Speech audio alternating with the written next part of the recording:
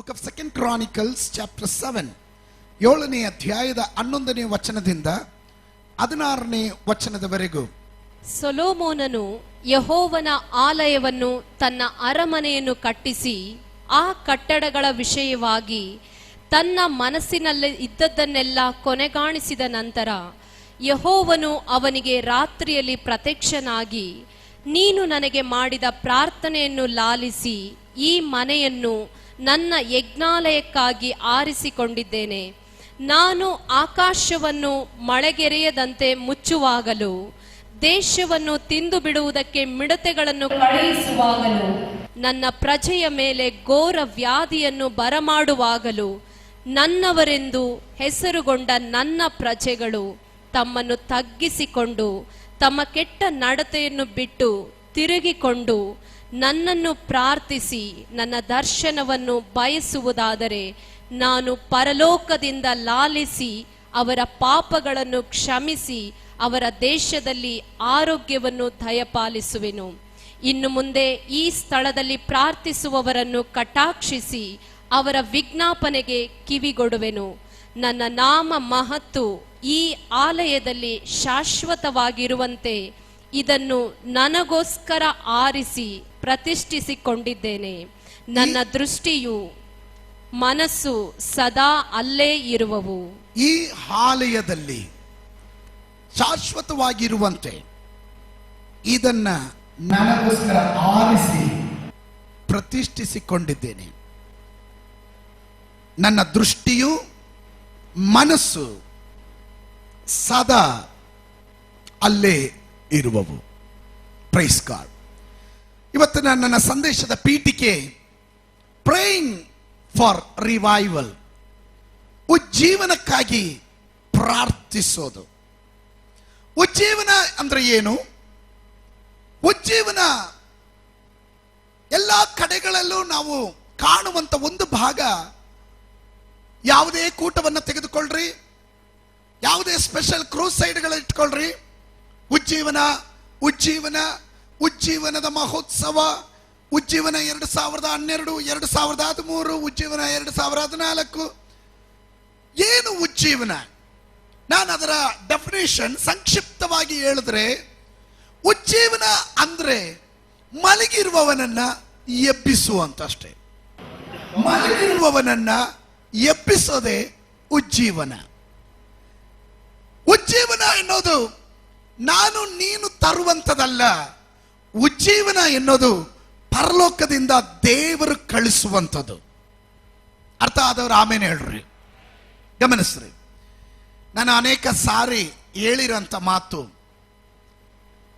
ನಿದ್ದೆ ಮಾಡುವವನನ್ನ ನಾವು ಎಬ್ಬಿಸ್ಬೋದು, ನಿದ್ದೆ ಮಾಡುವಂತೆ ನಟನೆ ಮಾಡುವವನನ್ನ ಎಬ್ಬಿಸೋದು ಭಾರಿ ಕಷ್ಟ ಅಂತ.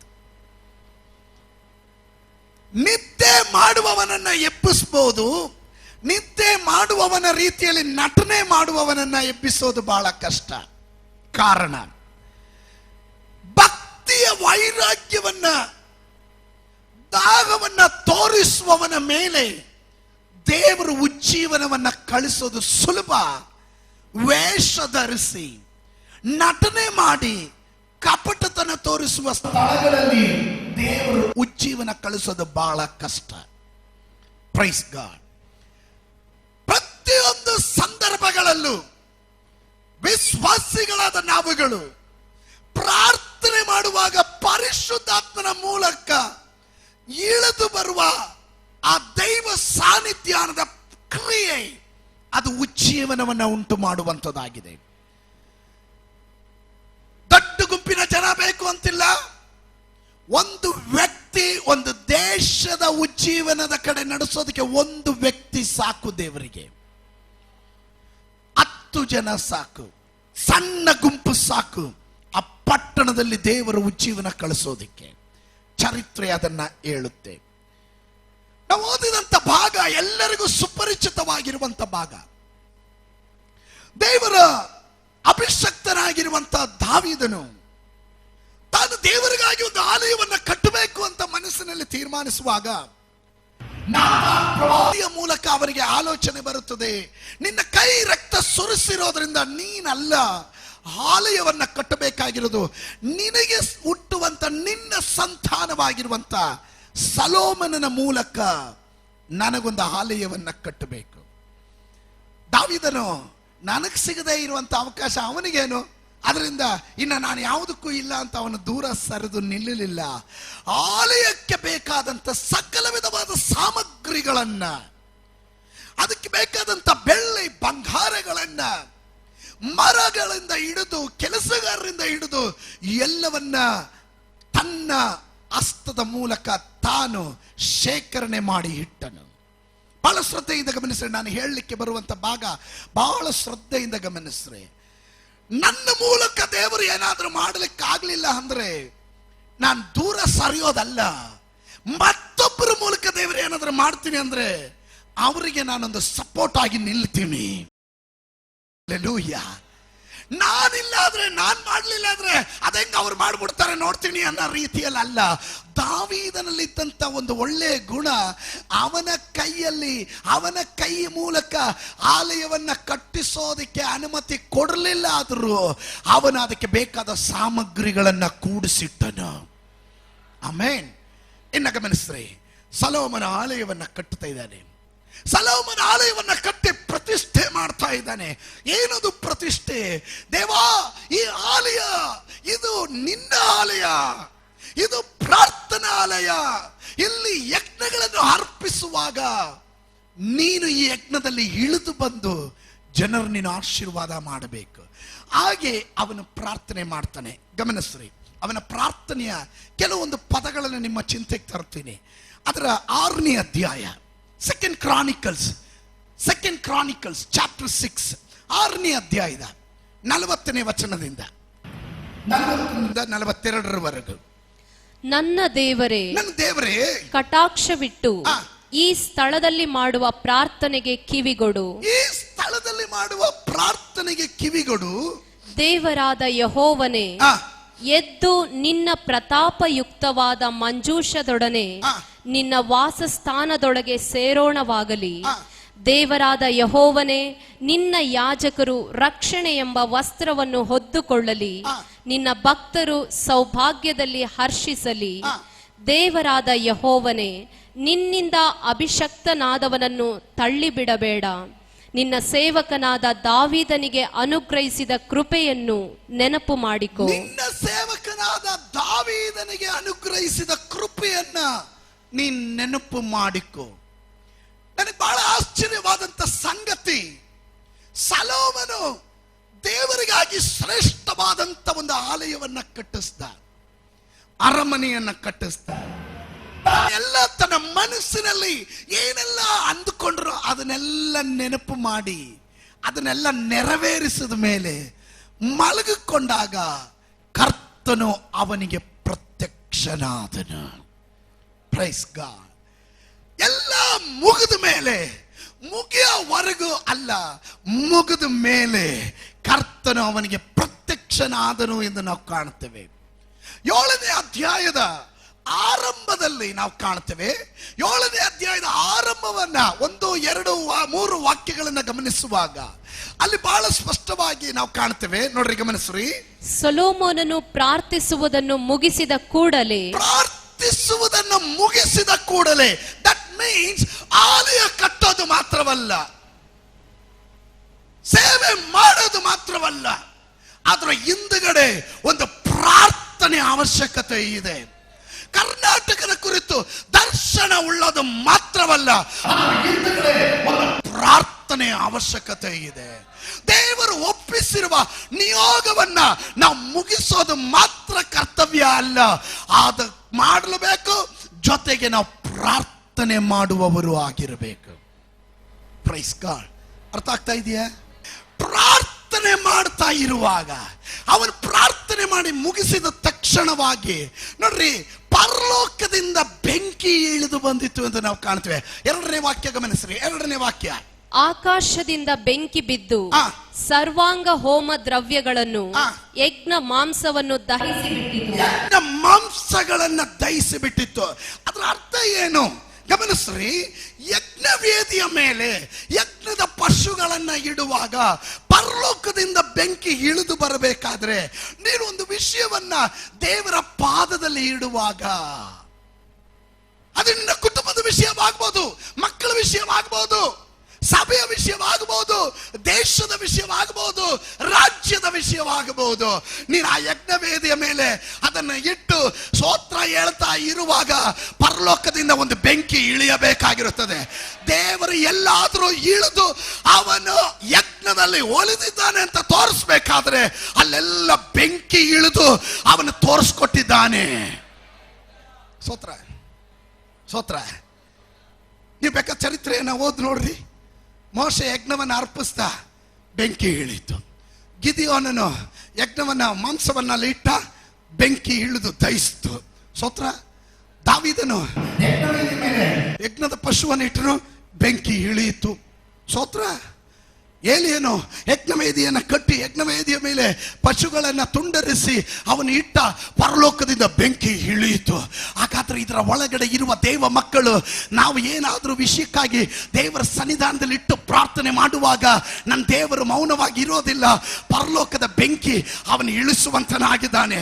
ಪರಿಶುದ್ಧಾತ್ಮನ ಬೆಂಕಿ ಅವನು ಇಳಿಸುವಂತನಾಗಿದ್ದಾನೆ. ಎಷ್ಟು ಜನ ಹೇಳ್ತೀರಾ ಆ ಬೆಂಕಿ ಇವತ್ತು ಇಳಿಯಲಿ, ನನ್ನ ಸ್ತೋತ್ರದಲ್ಲಿ ಇಳಿಯಲಿ, ನನ್ನ ಪ್ರಾರ್ಥನೆಯಲ್ಲಿ ಇಳಿಯಲಿ, ನನ್ನ ಆರಾಧನೆಯಲ್ಲಿ ಇಳಿಯಲಿ. ಹಲ್ಲೆಲೂಯಾ. ನನ್ನ ಕುಟುಂಬದಲ್ಲಿ ಇಳಿಯಲಿ, ನನ್ನ ರಾಜ್ಯದಲ್ಲಿ ಇಳಿಯಲಿ, ನನ್ನ ದೇಶದಲ್ಲಿ ಇಳಿಯಲಿ. ಯೇಸುವಿನ ನಾಮದಲ್ಲಿ ಯಾವುದದು ಬೆಂಕಿ, ಅದು ಉಜ್ಜೀವನದ ಬೆಂಕಿ ಆಗಲಿ, ಅದು ಪುನರುತ್ಥಾನದ ಶಕ್ತಿಯ ಬೆಂಕಿ ಆಗಲಿ. ಸ್ತೋತ್ರ. ಸತ್ಯವೇದ ಗ್ರಂಥದಲ್ಲಿ ಅನೇಕ ಸ್ಥಳಗಳಲ್ಲಿ ಭಕ್ತರ ಪ್ರಾರ್ಥನೆ ಉಜ್ಜೀವನಕ್ಕಾಗಿ ಅವರು ಪ್ರಾರ್ಥನೆ ಮಾಡಿದ್ದಾರೆ.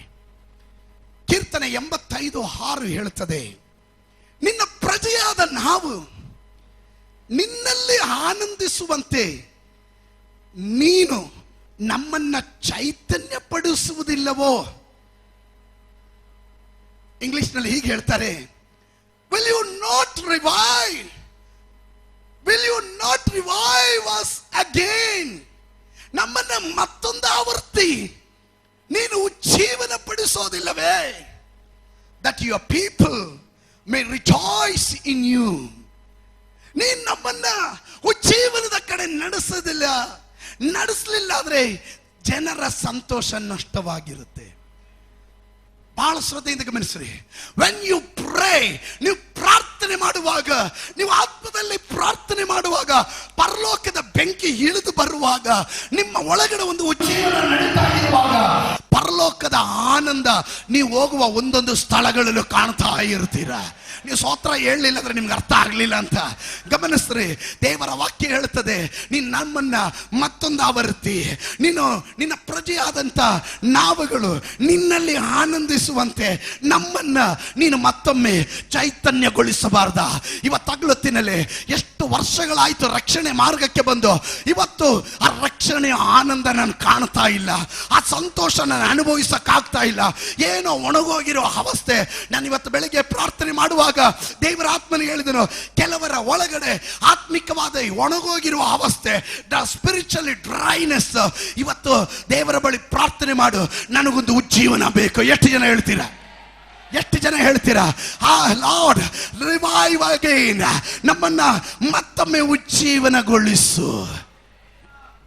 Until you see the revival, you will not rejoice in God. ದೇವರಲ್ಲಿ ಸಂತೋಷ ನೀನು ಪಡೋದಕ್ಕೆ ಆಗುವುದಿಲ್ಲ. ಸತ್ಯವೇದ ಗ್ರಂಥದಲ್ಲಿ ಕೀರ್ತನೆ 71:20, Psalm 71:20, ನಮ್ಮನ್ನು ಅನೇಕ ಕಷ್ಟ ನಷ್ಟಗಳಿಗೆ ಗುರಿ ಮಾಡಿದ ನೀನೇ ಪುನಃ ಉಜ್ಜೀವಿಸ ಮಾಡು.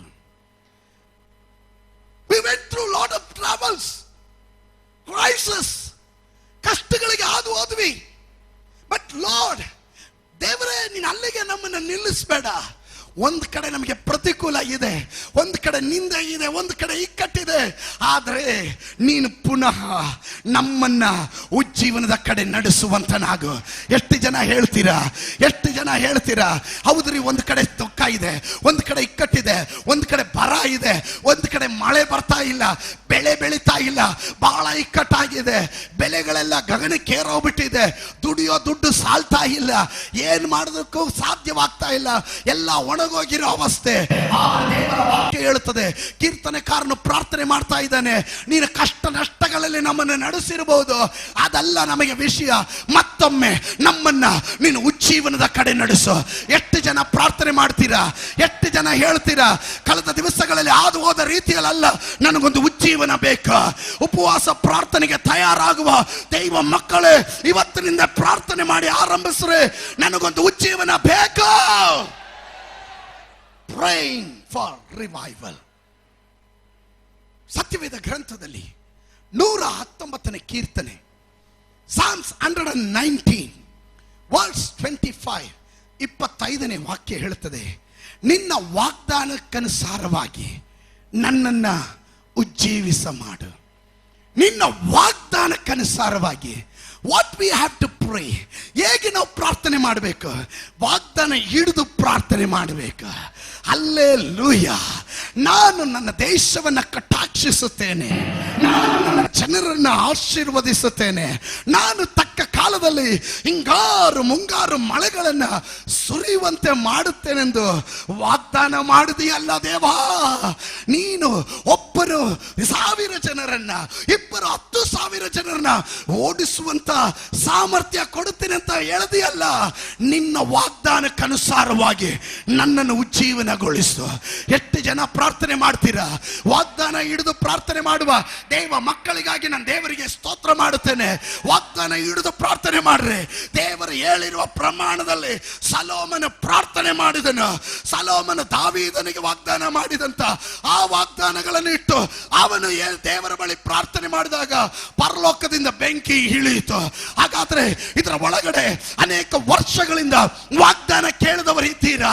ಪ್ರವಾದನೆಗಳನ್ನ ಮಾಡಿದ ಪ್ರವಾದಿಗಳು ಸತ್ತು ಹೋದರು, ಆದರೆ ಪ್ರವಾದನೆ ಕೊಟ್ಟಂತ ದೇವರು ಸತ್ತಿಲ್ಲ, ಅವನು ಇವತ್ತು ಜೀವಂತವಾಗಿದ್ದಾನೆ. ವಾಗ್ದಾನಗಳು ನಷ್ಟ, ಅದು ಎಷ್ಟಿದ್ರು ಅದು ನೆರವೇರಲೇಬೇಕಾಗಿದೆ. ವಾಗ್ದಾನ ಕರ್ನಾಟಕದಲ್ಲಿ ಒಂದು ಉಜ್ಜೀವನ ನನ್ನ ದೇವರು ಮಾಡೇ ಮಾಡ್ತಾನೆ. ದಕ್ಷಿಣ ಭಾರತದಲ್ಲಿ ಒಂದು ಉಜ್ಜೀವನ ದೇವರು ಮಾಡೇ ಮಾಡ್ತಾನೆ. ಉತ್ತರ ಭಾರತದಿಂದ ಖಡ್ಗವು ಬರೋದಾದ್ರೆ ದಕ್ಷಿಣ ಭಾರತದಿಂದ ಒಂದು ಬೆಂಕಿ ಎದ್ದು ಬರುತ್ತೆ. ಆ ಬೆಂಕಿ ದಹಿಸುವ ಅಗ್ನಿಯಾಗಿ, ಹಲ್ಲೆಲೂಯ, ಅದು ಪರಲೋಕದ ಬೆಂಕಿ, ಅದು ಉಜ್ಜೀವನದ ಬೆಂಕಿ. ಪಾಪದ ಕುರಿತು, ನೀತಿಯ ಕುರಿತು, ನ್ಯಾಯ ತೀರ್ಪಿನ ಕುರಿತು ಮನುಷ್ಯರಲ್ಲಿ ಅರಿವು ಹುಟ್ಟಿಸಿ ದೇವರ ಬಳಿಗೆ ಸೆಳೆಯುವ ಉಜ್ಜೀವನದ ಬೆಂಕಿ.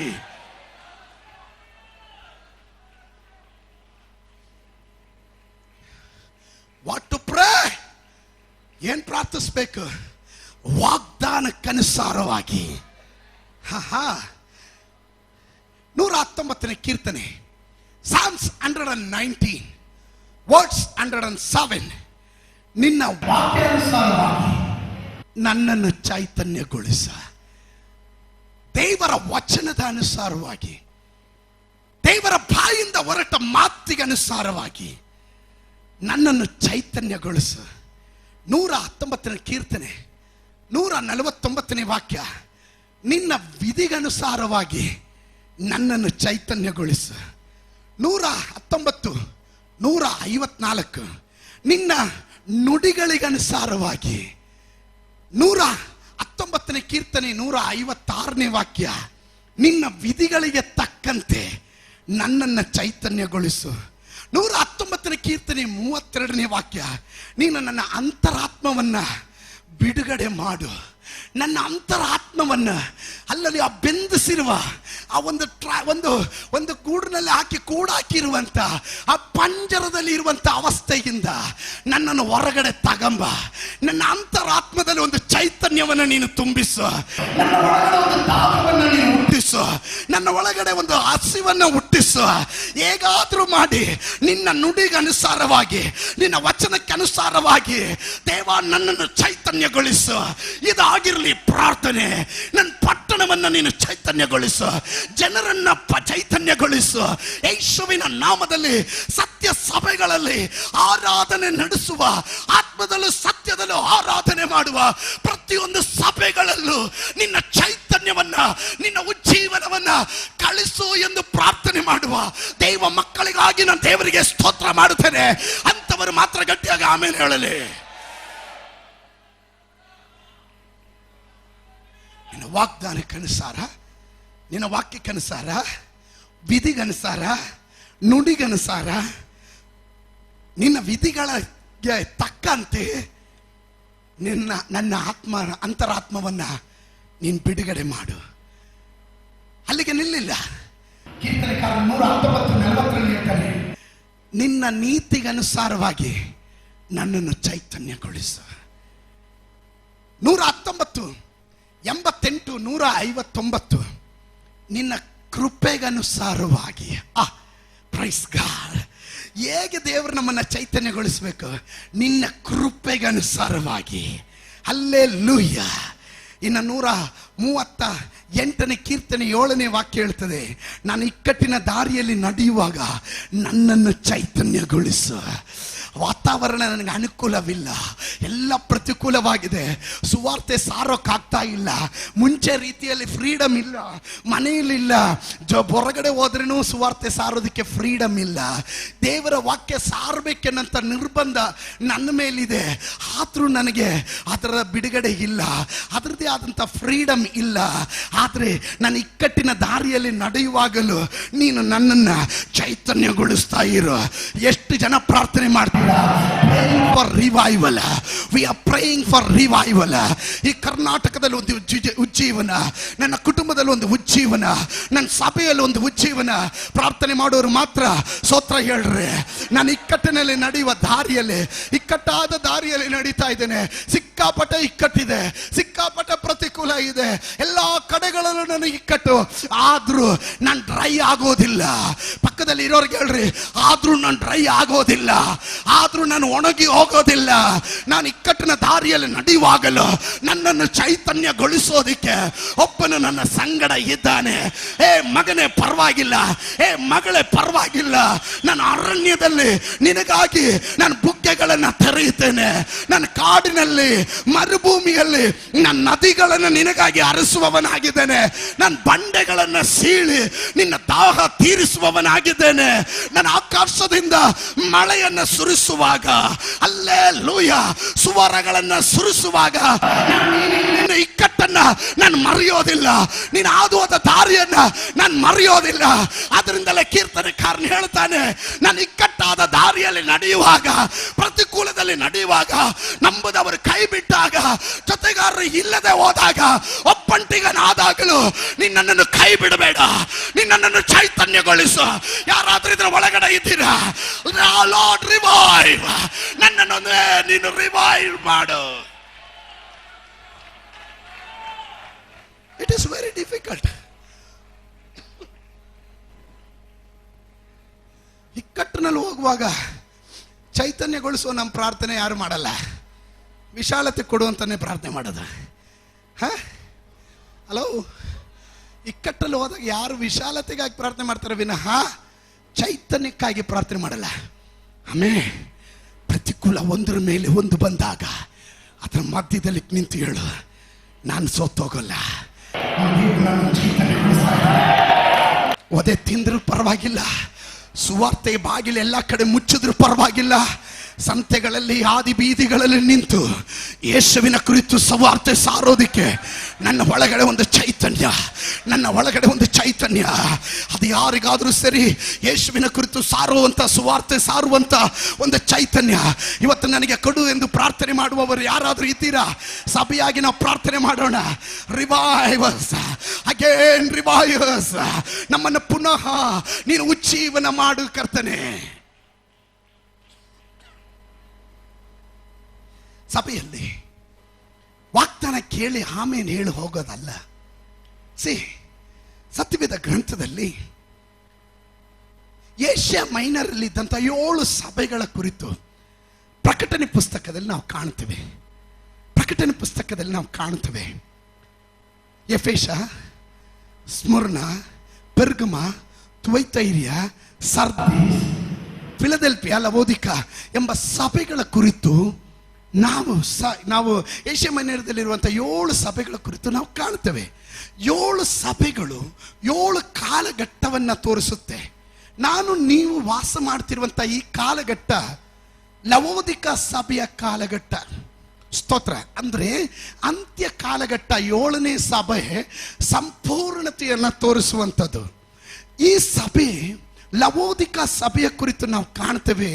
ಈ ಸಭೆ ಕುರಿತು ದೇವರಿಗೆ ಹೇಳಬೇಕಾಯ್ದು, ಇವರು ಬಿಸಿಯೂ ಅಲ್ಲ, ಬೆಚ್ಚಗೂ ಅಲ್ಲ, ತಣ್ಣಗೂ ಅಲ್ಲ, ಉಗುರು ಬೆಚ್ಚಗೆ ಇರೋದ್ರಿಂದ ಅದನ್ನ ಇಂಗ್ಲಿಷಲ್ಲಿ ಹೀಗೆ ಹೇಳ್ತಾರೆ, ಲೂಕ್ ವಾರ್ಮ್ ಚರ್ಚ್ ಅಂತ. The church was rejected by God. ಅಂತ್ಯಕಾಲದಲ್ಲಿ ಇರುವ ಸಭೆಗಳು ಅಂದರೆ ಅವರ ಕೃತ್ಯ ದೇವರು ಬಲ್ಲವನಾಗಿದ್ದಾನೆ. ಅವರಿಗೆ ಏನು ಇಲ್ಲ ಅಂದ್ರು ಜಂಬಕ್ಕಂತೂ ಏನು ಕೊರತೆ ಇಲ್ಲ. ಡಾಮ್ ಡುಮ್ ಡಯಾಡುಸ ಅಂತ ಮಾತನಾಡೋರು ಭಯಂಕರವಾಗಿರುತ್ತಾರೆ. ಅದಕ್ಕೆ ದೇವರ ವಾಕ್ಯ ಹೇಳ್ತದೆ, ನಾನು ನನ್ನ ಬಾಯಿಂದ ನಿನ್ನನ್ನ ಕಾರಿ ಬಿಟ್ಟಿದ್ದೇನೆ ಅಂತ. Price God, praise god. ಇವತ್ತು ಹಗಲೊತ್ತಿನಲ್ಲಿ ಸಭೆ ಸತ್ವ ಅಂತ ಬಂದು ಹೋಗೋದಲ್ಲ. ಸಭೆ ಅಂದ್ರೆ ಬೆಂಕಿಯನ್ನ ಆರಾಧನೆ ಮಾಡುವ ನಮ್ಮ ದೇವರು ದಹಿಸುವ ಅಗ್ನಿ ಆಗಿರೋದ್ರಿಂದ, ದಹಿಸುವ ಬೆಂಕಿ ಆಗಿರೋದ್ರಿಂದ ಅವನನ್ನ ಆರಾಧನೆ ಮಾಡುವವರು ಬೆಂಕಿ ಕೆಂಡಗಳಾಗಿರ್ಬೇಕು, ಬೆಂಕಿ ಉಂಡೆಗಳಾಗಿರ್ಬೇಕು. ಅದು ನಂಬುವವರು ಮಾತ್ರ ಆಮೇಲೆ ಹೇಳ್ರೆ. ನೀನು ಒಂದು ಸ್ತೋತ್ರ ಹೇಳಿದ್ರೆ, ಸ್ತೋತ್ರ ಸ್ತೋತ್ರ ಸ್ತೋತ್ರ ಸ್ತೋತ್ರ. ನೀನ್ ಬಸ್ಸಿನಲ್ಲಿ ಯಾತ್ರೆ ಮಾಡುವಾಗ ನಿನ್ ಪಕ್ಕದಲ್ಲಿ ಸೀಟಲ್ಲಿ ಕುಳಿತಿರೋರು ದುರಾತ್ಮ ಪೀಡಿತನಾಗಿದ್ರೆ ನೀನು ಅನ್ಯ ಭಾಷೆಯಲ್ಲಿ ನೀನು 2 ಮಾತು ಅಲ್ಲಲ್ಲಿ ಚಟ ಚಟ ಚಟ ಚಟ ಅಂತ 2 ಮಾತು ಮಾಡಿದ್ರೆ ಬಸ್ಸಲ್ಲಿರೋನು ಆಡ್ತಾ ಇರಬೇಕು. Hallelujah, hallelujah. ಏನ್ ಕಾರಣ? ನಿನ್ನ ಒಳಗಡೆ ಇರುವವನು ಸಾಧಾರಣವಾದವನಲ್ಲ, ಏಕನಾಗಿ ಅದ್ಭುತ ಮಾಡಿದವನು. ನನ್ನ ಆತ್ಮನನ್ನ ನಿನ್ನಲ್ಲಿ ಇರಿಸಿದ್ದೇನೆ ಎಂದು ಹೇಳಿದವನು. ಅವನ ದೃಷ್ಟಿ ನಿನ್ನ ಮೇಲಿದೆ, ಅವನ ನೋಟ ನಿನ್ನ ಮೇಲಿದೆ. ಅವನು ಯಾವಾಗಲೂ ನಿನ್ನನ್ನು ಕಾಯುವ ಪರಿಪಾಲಕನಾಗಿರೋದ್ರಿಂದ ನಿನ್ನ ಒಳಗಡೆ ಉಜ್ಜೀವನದ ಬೆಂಕಿ ಉರಿತಾ ಇರಬೇಕು. ಸ್ತೋತ್ರ ಸ್ತೋತ್ರ ಸ್ತೋತ್ರ ಸ್ತೋತ್ರ ಸ್ತೋತ್ರ. ಅದಕ್ಕಾಗಿ ನೀವು ಪ್ರಾರ್ಥನೆ ಮಾಡುವವರಾಗಿರ್ಬೇಕು. Praying for revival. Without prayer nothing will move. ಏನು ಚಲಿಸೋದಿಲ್ಲ. ಪ್ರಾರ್ಥನೆ ಮಾಡದೆ ಏನು ಚಲಿಸೋದಿಲ್ಲ. ಬೆಂಕಿ ಕಳಿಸೋದು ದೇವರು. ಏಲಿಯನು ಪ್ರಾರ್ಥನೆ ಮಾಡಿಲ್ಲ, ಬೆಂಕಿ ಬರಲ್ಲ. ಹಲ್ಲೆಲೂಯ.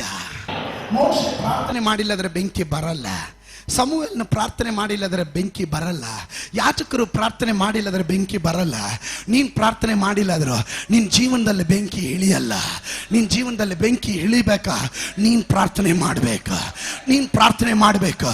ಎಷ್ಟು ಜನ ಇದ್ದೀವಿ ಅನ್ನೋದಲ್ಲ, ಹೇಗೆ ನೀನು ಪ್ರಾರ್ಥನೆ ಮಾಡ್ತೀಯ, that is very important. Hallelujah.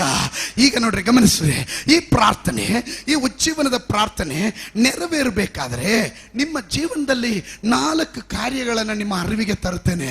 Number 1, ಒಂದನೇದಾಗಿ ಎಲ್ಲಾದರೂ ರಿವೈವಲ್ ನಡಿಬೇಕಾದ್ರೆ ಒಂದನೇದಾಗಿ ನೀವು ತಗ್ಗುವ ಮನಸ್ಸುಳ್ಳವರಾಗಿರ್ಬೇಕು. Praise God. ನನ್ನ ಹೆಸರುಗೊಂಡ ನನ್ನ ಜನ, ನನ್ನ ಪ್ರಜೆಗಳು ತಮ್ಮನ್ನೇ ತಾವು ತಗ್ಗಿಸಿ. Hello. Number 1, you should humble your self. ನಿನ್ನನ್ನೇ ನೀನು ತಗ್ಗಿಸ್ಬೇಕು ಅಂತಿದೆ, ಸ್ತೋತ್ರ ಹೋಗ್ಬಿಡ್ತು, ಸ್ತೋತ್ರ ಹೋಗೋಯ್ತು. 147ನೇ ಕೀರ್ತನೆ 6ನೇ ವಚನ ಹೀಗೆ ಹೇಳ್ತದೆ, ಯೆಹೋವನೇ ದೀನರಿಗೆ ಆಧಾರವಾಗಿದ್ದಾನೆ. ಯೆಹೋವನು ಯಾರಿಗೆ ಆಧಾರವಾಗಿದ್ದಾನೆ? ದೀನರಿಗೆ ಆಧಾರವಾಗಿದ್ದಾನೆ. ದುಷ್ಟರನ್ನ ನೆಲಕ್ಕೆ ಹತ್ತಿಸಿಬಿಡುತ್ತಾನೆ. ಅಂದ್ರೆ ದೀನರಿಗೆ, ತಗ್ಗುವ ಮನಸ್ಸುಳ್ಳವರಿಗೆ, ಒಪ್ಪಿಸಿಕೊಡುವವರಿಗೆ, ನಾನು ಏನು ಇಲ್ಲ ಕರ್ತನೆ, ನಿನ್ನ ಕೃಪೆಯಿಂದ ಕರ್ತನೆ, ಇವತ್ತೇನಾದ್ರೂ ಜೀವಂತವಾಗಿ ಉಳಿದಿದ್ರೆ ಅದು ನಿನ್ನ ದಯೆಯಿಂದ ಕರ್ತನೆ ಎಂದು ಹೇಳುವ ತಗ್ಗುವ ತಗ್ಗುವ ಮನಸ್ಸುಳ್ಳವರು ಯಾರಾದ್ರೂ ಇದ್ರೆ ನನ್ನ ದೇವರು ಹೇಳ್ತಾನೆ, ನಾನು ನಿನಗೆ ಆಧಾರವಾಗಿರುತ್ತೇನೆ, ನಾನು ನಿನಗೆ ಆಧಾರ ಕಂಬವಾಗಿರುತ್ತೇನೆ, ಆಧಾರ ಸ್ತಂಭವಾಗಿರುತ್ತೇನೆ. ನಿನ್ನನ್ನು ಯಾರು ಮುಟ್ಟಕ್ಕಾಗೋದಿಲ್ಲ. ಕಾರಣ ದೀನರಿಗೆ ಅವನ ಆಧಾರವಾಗಿದ್ದಾನೆ. Praise God, praise God, praise God, praise God. ಬರೆದ ಸುವಾರ್ತೆ 23:12 ಹೇಳುತ್ತದೆ, ತನ್ನನ್ನೇ ತಾನು ತಗ್ಗಿಸುವವನು ಅವನು ಹೆಚ್ಚಿಸಲ್ಪಡುತ್ತಾನೆ, ತನ್ನನ್ನೇ ತಾನು ಹೆಚ್ಚಿಸುವವನು ತಾನು ತಗ್ಗಿಸಲ್ಪಡುವಂತನಾಗಿದ್ದಾನೆ. ದೇವರ ವಾಕ್ಯ 1 ಪೇತ್ರ 5:6-7 ಹೇಳುತ್ತದೆ, ಆತನ ತ್ರಾಣವುಳ್ಳ ಹಸ್ತದಲ್ಲಿ ನಿಮ್ಮನ್ನೇ ನೀವು ತಗ್ಗಿಸಿಕೊಳ್ಳ್ರಿ, ತಕ್ಕ ಸಮಯದಲ್ಲಿ ಅವನು ನಿಮ್ಮನ್ನ ಮೇಲೆ ಕೆತ್ತುತ್ತಾನೆ.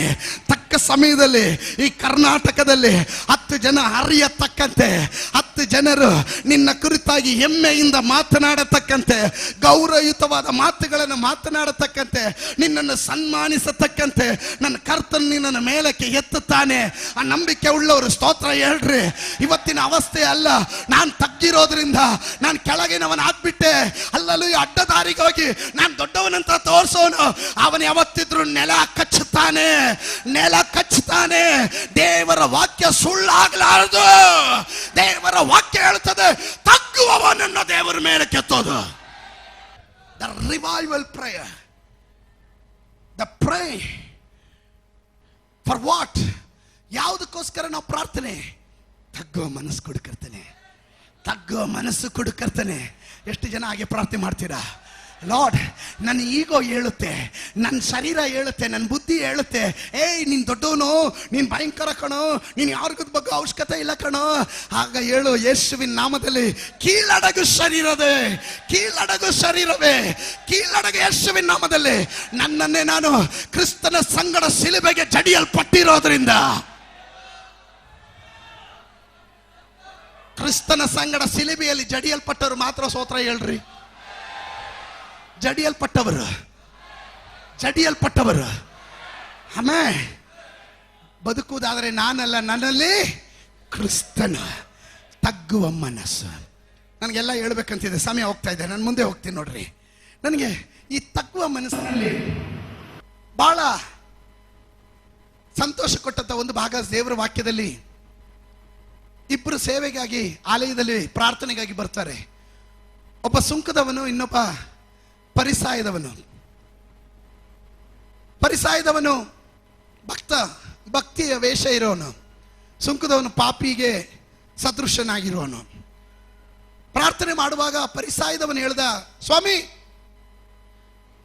ನಾನು ಈ ಸುಂಕದವನ ತರ ಅಲ್ಲ, ನಾನು 3 ವರ್ತಿ ಪ್ರಾರ್ಥನೆ ಮಾಡ್ತೀನಿ, ಉಪವಾಸ ಮಾಡ್ತೀನಿ, ನಾನು ಚರ್ಚಿಗೆ ಟೈತೆಲ್ಲ ಕರೆಕ್ಟಾಗಿ ಕೊಡ್ತಾ ಇದ್ದೀನಿ, ಸ್ತೋತ್ರ, ನಾನು ಮೆಂಬರ್ಶಿಪ್ ವರ್ಷಗಳಿಂದ ಕಾಪಾಡ್ಕೊಂಡೇ ಬಂದಿದ್ದೀನಿ, ಸ್ತೋತ್ರ. ಇಲ್ಲಿದ್ದ ನೋಡ್ರಿ ಪಾಪಿ, ಅವನು ಸುಂಕದವನು, ಅವನ ಥರ ಅಲ್ಲ, ಸ್ತೋತ್ರ.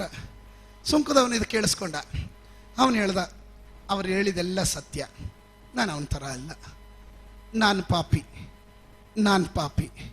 ನಾನು ತಪ್ಪು ಮಾಡಿದವನು, ನನ್ನಲ್ಲಿ ಕೊರತೆ ಇದೆ, ನನ್ನಲ್ಲಿ ಬಲಹೀನತೆ ಇದೆ. ಇಷ್ಟು ಕೇಳಿದೆ ತಡ, ಪರಿಸಾಯದವನು ಬಂದ ಹೋದ, ಆದರೆ ಸುಂಕದವನ ಹಂಗೆ ಹೋಗ್ಲಿಲ್ಲ. ದೇವರ ಆಶೀರ್ವಾದ ಅವನ ಮೇಲಿತ್ತು. Amen. When you are humble your self.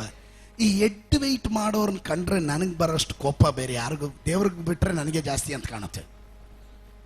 ಸುಮ್ಮನೆ ಅದು ತಲೆಗೆ ಬರ ತೋರಿಸ್ತಾರೆ, ಏನೋ ಲೆವೆಲ್ ತೋರಿಸ್ತಾರೆ. ಹಲೋ ಸರ್, ಒಂದು ಉಸಿರು ಅಷ್ಟೇ ಸರ್, ನಾವು ಎಷ್ಟೇ ಲೆವೆಲ್ ತೋರಿಸೋ ಒಂದು ಉಸಿರು ಅಷ್ಟೇ. ತಗ್ರಿ, ದೇವರು ನಿಮ್ಮನ್ನ ಮೇಲೆ ಕೆತ್ತಾನೆ, ದೇವರು ನಿಮ್ಮನ್ನ ಮೇಲೆ ಕೆತ್ತಾನೆ. ಇವಾಗ ನೀವು ಹೆಚ್ಚಿಸ್ಕೊಳಕ್ ಹೋಗ್ತಿರೋ, ದೇವರು ನಿಮ್ಮನ್ನು ಜಾಡಿಸಿ ಒದ್ದು ಕೆಳಗಡೆ ಹಾಕ್ತಾನೆ. ಎಂತ ಗತ ವೈಭವದಲ್ಲಿ ಮೆರೆದವರೆಲ್ಲ ಮಣ್ಣು ಕಚ್ಚಿಬಿಟ್ರಿ. ಹಲ್ಲೆಲೂಯ. ಯಾವತ್ತು ಧೂಳಾಗಿದ್ದವರು, ಕಸ ಆಗಿರೋರು, ಏನು ಇಲ್ಲ ಅಂತ ತಮ್ಮನ್ನೇ ತಾವು ತಗ್ಗಿಸ್ಕೊಂಡು ಪ್ರೀತಿಯಿಂದ ದೈವ ಭಯದಲ್ಲಿ ನಡೆದ್ರು, ಅವ್ರನ್ನ ಯಾರನ್ನೂ ದೇವರ ನೆಲಸಮ ಮಾಡಿಲ್ಲ, ಅವ್ರನ್ನ ಮೇಲೆ ಕೆತ್ತಿದ್ದಾನೆ. ಹಲ್ಲೆಲೂಯ. ನನ್ನ ನಾಮಗೊಂಡ, ನನ್ನ ಹೆಸರುಗೊಂಡ ನನ್ನ ಜನ, ನಂಬರ್ 1 ಅವರು ತಗ್ಗಿಸ್ಬೇಕು, ನಂಬರ್ 2 ಅವರು ಪ್ರಾರ್ಥಿಸ್ಬೇಕು. ಎರಡನೇದಾಗಿ ತಮ್ಮ ಕೆಟ್ಟ ನಡತೆಯನ್ನ ಬಿಟ್ಟು ಬಿಟ್ಟು ದೇವ್ರ ಕಡೆಗೆ ತಿರ್ಕೊಬೇಕು. ಕೆಟ್ಟ ನಡತೆ, ನಾವು ಮದ್ಯಪಾನ ಮಾಡಲ್ಲಪ್ಪ, ನಾವು ಧೂಮಪಾನ ಮಾಡಲ್ಲ, ನಾವು ಪಿಕ್ಚರ್ಗೆ ಹೋಗಲ್ಲ, ನಾವು ಕೆಟ್ಟವ್ರ ಸಹವಾಸ ಮಾಡಲ್ಲ, ನಾವು ಒಳ್ಳೆಯವರು, ಅದರಿಂದ ನಾವು ಏನು ತಿರ್ಕೊಳಂಗೆ ಅವಶ್ಯಕತೆ ಇಲ್ಲ. ಸರ್, ಇಲ್ಲಿ ಕೊಟ್ಟಿರೋಂಥ ವಾಕ್ಯ ಏನು ಗೊತ್ತಾ? ನನ್ನ ಹೆಸರುಗೊಂಡ ನನ್ನ ಪ್ರಜೆಗಳು ಅಂದ್ರೆ ವಿಶ್ವಾಸಿಗಳು. ಯಾರು ಮನ ತಿರುಗಬೇಕಾಗಿರೋದು? ಪಾಪಿಗಳ ಮನ ತಿರುಗೋದು ಅದು ಬೇರೆ, ಅದು ಮಾನಸಾಂತರದ ಪ್ರಾರ್ಥನೆಯ ಭಾಗ. ಅದು ಇಲ್ಲಿ ವಿಶ್ವಾಸಿಗಳಿಗಿರುವಂತ ಎಚ್ಚರಿಕೆಯ ಕರೆಗಂಟೆ. ಇಲ್ಲಿ ದೇವರು ಹೇಳ್ತಾ ಇದ್ದಾನೆ, ನನ್ನ ಪ್ರಜೆಗಳು ಅವರ ಕೆಟ್ಟ ನಡತೆಗಳನ್ನ, ಅಂದ್ರೆ ಹೆಸರಿಗೆ ದೇವ್ರ ಮಕ್ಕಳು ಮಾಡೋದಲ್ಲ ಅನಾಚಾರ, ಮನೆ ಮುಂದೆ ಬೃಂದಾವನ ಎಂದಂಗೆ ನಾವು ಮಾಡೋದಲ್ಲ ತಪ್ಪು, ಮಾಡೋದಲ್ಲ ಅಡ್ಡದಾರಿ, ಮಾಡೋದಲ್ಲ ಪಾಪ ಕೃತ್ಯಗಳು. ಅಲ್ಲಲ್ಲಿಯ ಮನಸ್ಸನ್ನ ದೇವರೇನ ಸ್ಕ್ಯಾನ್ ಮಾಡಿ ನೋಡಿದ್ರೆ ದುರ್ಗಂಧ ಬರುವಷ್ಟು ಕೆಟ್ಟ ಸ್ವಭಾವಗಳು, ಅಸೂಯೆ, ಹೊಟ್ಟೆ ಕಿಚ್ಚು, ಅಲ್ಲಲ್ಲಿಯ ಜಗಳ, ಕೋಪ, ಕ್ರೋಧ, ಮತ್ಸರ ಇವುಗಳೆಲ್ಲ ತುಂಬಿ ತುಳುಕ್ತಾ ಇರುವಂತ ಕಸದ ತೊಟ್ಟಿ ಆಗಿದೆ. ಇದನ್ನ ಬಿಟ್ಟು ದೇವರ ಕಡೆಗೆ ತಿರುಗು, ನಿನಗೆ ಮಾನಸಾಂತರ ಉಂಟಾಗ್ಲಿ. ಇವತ್ತು ಯಾರು ಸ್ತೋತ್ರ ಹೇಳಲ್ಲ ಅಂತ ಕಾಣುತ್ತೆ. ಯಾರ್ಯಾರು ಉಜ್ಜೀವನ ಬೇಕು ಅಂತ ಆರಂಭದಲ್ಲಿ ಕೇಳಿದ್ರು ಎಲ್ಲ ಬಿಸಿಯಾಗಿದ್ರಿ, ಇದು ಕೇಳಿದೆ ಸ್ತೋತ್ರ ಹೋಗ್ಬಿಡುತ್ತ. ನಿಮ್ಮ ಮನಸ್ಸಿನಲ್ಲಿ ವ್ಯತ್ಯಾಸ ಉಂಟಾಗ್ಲಿ. ನಾನು ಪದೇ ಪದೇ ಈ ಪದ ಹೇಳ್ತೀನಿ, ಇದರ ಒಳಗಡೆ ಮನ ತಿರುಗಿರೋರು ಮಾತ್ರ ಸ್ತೋತ್ರ ಹೇಳ್ರಿ. ಮನ ತಿರುಗಿರೋರು ಸ್ತೋತ್ರ. ಮನ ತಿರುಗಿರುವವರು ಸರಿಯಾಗಿ ಮನ ತಿರುಗದೆ ಇರೋದ್ರಿಂದ ಮನ ತಿರುಗಬೇಕಾದವರು ಅನೇಕರು ಈ ಪಟ್ಟಣದಲ್ಲಿ ಇರೋರು ಇವತ್ತಿಗೂ ಮನ ತಿರುಗ್ತಾ ಇಲ್ಲ. ಅರ್ಥ ಆಗಿರ್ಬೇಕು. ಮನ ತಿರುಗಿದ್ದೀನಿ ಅಂತ ಹೇಳುವ ನಾನು ನೀವು ಸರಿಯಾಗಿ ಮನ ತಿರುಗದೆ ಇರೋದ್ರಿಂದ ಮನ ತಿರುಗಬೇಕಾದಂತ ಪಾಪಿಗಳು, ಕ್ರೂರಿಗಳು, ಕೊಲೆಪಾತಕರು, ಅಲ್ಲಲ್ಲಿ ವ್ಯಭಿಚಾರಿಗಳು, ಮದ್ಯಪಾನಿಗಳು, ಧೂಮಪಾನಿಗಳು, ಮಾದಕ ಚಟಕ್ಕೆ ಬಿದ್ದಿರುವಂತ, ಅನಾಚಾರದಲ್ಲಿ ಜೀವಿಸುವ, ಮಾಟ ಮಂತ್ರಗಳಲ್ಲಿ, ವಿಗ್ರಹಾರಾಧನೆಗಳಲ್ಲಿ ತೊಡಗಿರುವಂತ ವ್ಯಕ್ತಿಗಳು ಮನ ತಿರುಗದೆ ಇರೋದಕ್ಕೆ ಕಾರಣ ಮನ ತಿರುಗಿದೀವಿ ಅಂತ ಹೇಳುವ ನಾವುಗಳು ಸರಿಯಾಗಿ ಮನ ತಿರುಗದೆ ಇರೋದ್ರಿಂದ ಉಜ್ಜೀವನ ನಡೀತಾ ಇಲ್ಲ. ಉಜ್ಜೀವನ ನಡಿಬೇಕಾ? ನೀನು ಯಥಾಸ್ಥಾನಕ್ಕೆ ಬರಬೇಕು.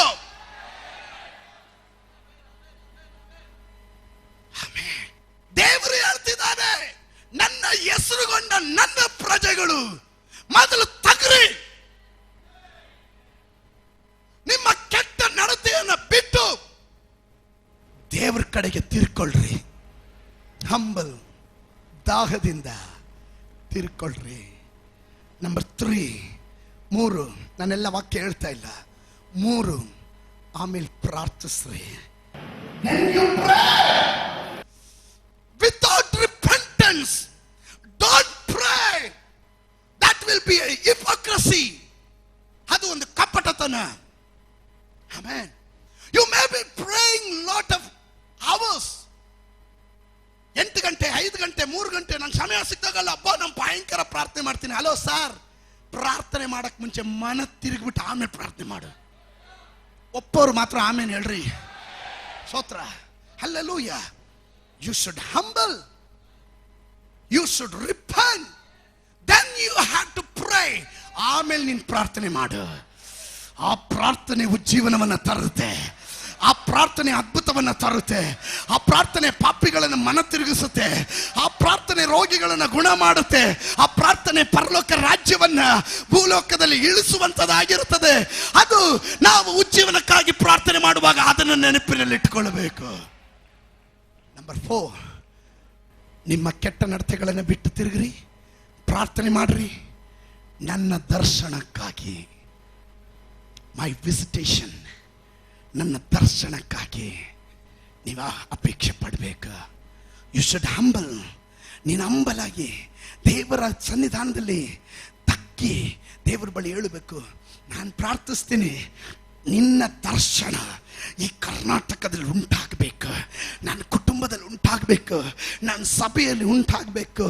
ಅಯ್ಯೋ, ನನ್ನ ದೇವ ಸೇವಕರು ಎದ್ದೊಳುವಾಗ ಅವರು ಮಾನಸಿಕ ಬುದ್ಧಿ ಬುದ್ಧಿಯಿಂದ ಅಲ್ಲ ಮಾತನಾಡಬೇಕಾಗಿರೋದು, ನಿನ್ನ ಆತ್ಮದಿಂದ ನೀನು ನುಡಿಯುವ ಮಾತುಗಳನ್ನು ಮಾತನಾಡತಕ್ಕಂತೆ ಸಭೆಯಲ್ಲಿ ಒಂದೊಂದು ದಿನ ನಿನ್ನ ದರ್ಶನ ನಾವು ಕಾಣಬೇಕು. ಹಾಗೆ ಪ್ರಾರ್ಥನೆ ಮಾಡುವವರು ಮಾತ್ರ ಸ್ತೋತ್ರ ಹೇಳ್ರಿ. ಎಷ್ಟು ಗಂಟೆ ಒಂದು ಭಾನುವಾರ ಆರಾಧನೆಗೆ ಬರ್ತೀರಾ? ಅಲ್ಲಲ್ಲಿಯ ಶನಿವಾರ ಎಷ್ಟು ಗಂಟೆ ದೇವರ ಪಾದದಲ್ಲಿ ಇರ್ತೀರಾ? ದೇವಾಲಯವನ್ನು ಶುದ್ಧಿ ಮಾಡು, ಆಲಯದಲ್ಲಿ ಬರುವ ಜನರನ್ನ ಶುದ್ಧಿ ಮಾಡು, ಆಲಯದಲ್ಲಿ ನಿನ್ನ ಆತ್ಮನ ಬೆಂಕಿಯನ್ನು ಹಿಡಿದು ಒಂದೊಂದು ಮಾತು, ಒಂದೊಂದು ಆರಾಧನೆ, ಒಂದೊಂದು ಹಾಡು ಪ್ರತಿಯೊಂದು ಯೇಸುವಿನ ರಕ್ತದಿಂದ ಶುದ್ಧಿಯಾಗಿ ಒಂದು ಚೈತನ್ಯ ಉಂಟಾಗ್ಲಿ ಎಂದು ಪ್ರಾರ್ಥನೆ ಮಾಡೋರು ಎಷ್ಟು ಜನ ಇದ್ದೀರಾ? ಅಂಬಲದಿಂದ ದರ್ಶನಕ್ಕಾಗಿ ಕಾಯುವವರಿಗಾಗಿ ಈಗ ದೇವರು ಹೇಳ್ತಾ ಇದ್ದಾನೆ, ನೀವು ಇಷ್ಟು ಮಾಡಿದ್ರೆ ಸಾಕು, ಉಳಿದ ಕಾರ್ಯ ನಾನು ಮಾಡ್ತೀನಿ, ಉಳಿದ ಕಾರ್ಯ ನಾನು ಮಾಡ್ತೀನಿ. ಪರಲೋಕದಿಂದ ನಿಮ್ಮ ಪ್ರಾರ್ಥನೆಯನ್ನು ಲಾಲಿಸ್ತೇನೆ. 2, ನಿಮ್ಮ ಪಾಪಗಳನ್ನು ನಾನು ಕ್ಷಮಿಸ್ತೇನೆ. 3, ನಿಮಗೆ ಆರೋಗ್ಯವನ್ನ ನಾನು ಉಂಟು ಮಾಡುತ್ತೇನೆ. ನಿಮ್ಮ ಪಟ್ಟಣಕ್ಕೆ ಆರೋಗ್ಯ ನಾನು ಉಂಟು ಮಾಡುತ್ತೇನೆ, ನಿಮ್ಮ ರಾಜ್ಯಕ್ಕೆ ನಾನು ಆರೋಗ್ಯ ಉಂಟು ಮಾಡುತ್ತೇನೆ, ನಿಮ್ಮ ದೇಶಕ್ಕೆ ನಾನು ಆರೋಗ್ಯ ಉಂಟು ಮಾಡುತ್ತೇನೆ, ನಿಮ್ಮ ಕುಟುಂಬಕ್ಕೆ ಆರೋಗ್ಯ ಉಂಟು ಮಾಡುತ್ತೇನೆ, ನಿನ್ನ ಆತ್ಮಿಕ ಜೀವನಕ್ಕೆ ನಾನು ಆರೋಗ್ಯ ಉಂಟು ಮಾಡುತ್ತೇನೆ.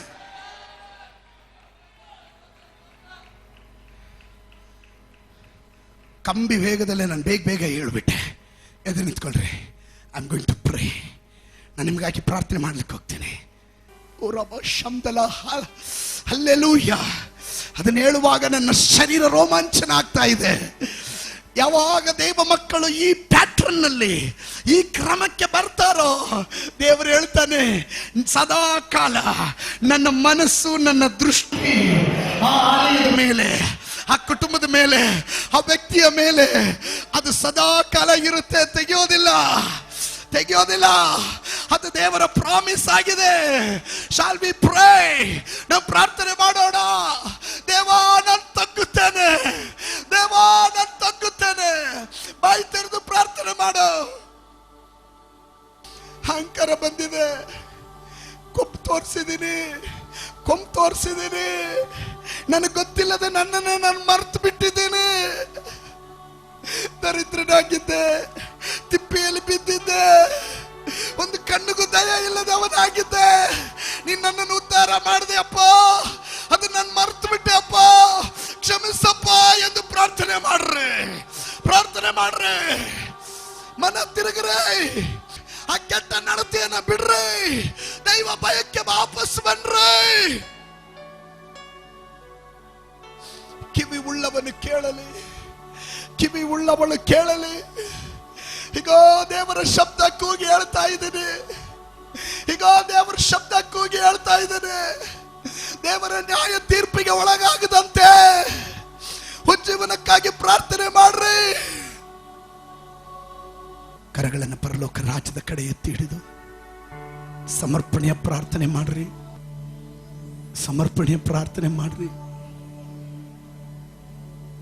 I surrender all.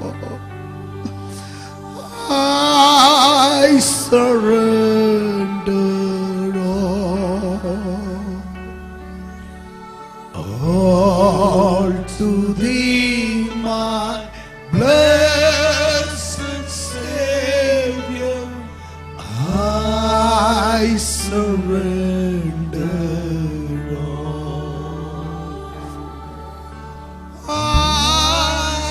Surrender all. I surrender all to Thee, my blessed Savior.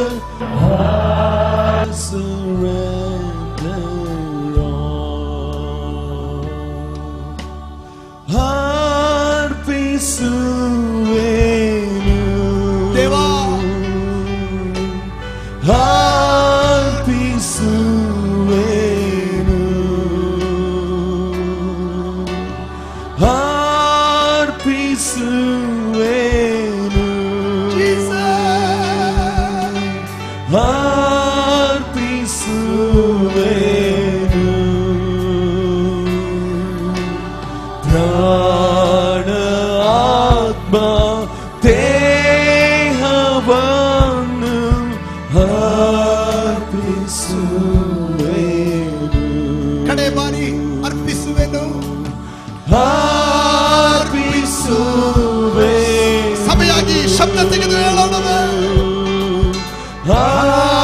ಅರ್ಪಿಸುವೆನು,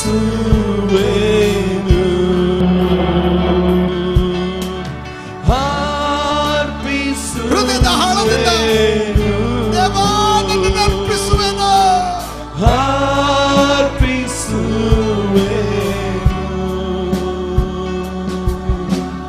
ಧ್ಯಾನ ಆತ್ಮ ದೇಹವನ್ನು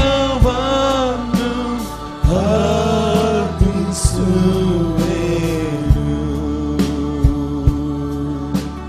ಧ್ಯಾನ ಆತ್ಮ ದೇಹವನ್ನು ಅರ್ಪಿಸುವೆನು.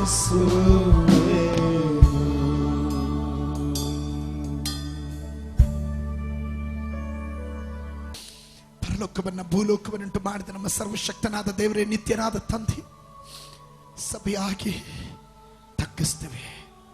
ಮುಂದಿನ 21 ದಿವಸದ ಉಪವಾಸ ಪ್ರಾರ್ಥನೆಗೆ ನೀನು ನಮ್ಮನ್ನು ಕ್ರಮೀಕರಿಸ. ಆತ್ಮ ಪ್ರಾಣ ಶರೀರಗಳಿರುವ ಎಲ್ಲ ಕಲ್ಮಶಗಳನ್ನು ತೆಗೆದುಹಾಕಿ ಶುದ್ಧಿ ಮಾಡು. ನಿನ್ನ ಸನ್ನಿಧಾನದಲ್ಲಿ ತಗ್ಗುತ್ತೇವೆ. Lord, we pray for the revival. ಒಂದು ಉಜ್ಜೀವನಕ್ಕಾಗಿ ನಾವು ಪ್ರಾರ್ಥಿಸ್ತೇವೆ. ಅದು ನನ್ನ ಕಾಲದಲ್ಲಿ, ನನ್ನ ಜೀವನದಲ್ಲಿ ಕಾಣಲಿ. ಇಲ್ಲಿ ನಿಂತಿರುವ ನಿನ್ನ ಮಕ್ಕಳ ಕಾಲದಲ್ಲಿ, ನಿನ್ನ ಮಕ್ಕಳ ಜೀವನದಲ್ಲಿ ಕಾಣಲಿ. ಇವರನ್ನು ಅದಕ್ಕಾಗಿ ಉಪಯೋಗಿಸು ತಂದೆ, ಕುಮಾರ, ಪರಿಶುದ್ಧಾತ್ಮ ನಾಮದಲ್ಲಿ ಇವರನ್ನು ಆಶೀರ್ವದಿಸ್ತೇನೆ. ಇವರು ನಿನ್ನ ದಯೆಗೆ ಪಾತ್ರರಾಗಲಿ. ಸಮಾಧಾನವಾಗಿ ಕಳಿಸ್ಕೊಡು. ಯೇಸುವಿನ ನಾಮದಲ್ಲಿ ಬೇಡ್ತೇನೆ. ಜನ ಗಟ್ಟಿಯಾಗಿ ಹೇಳ್ರಿ.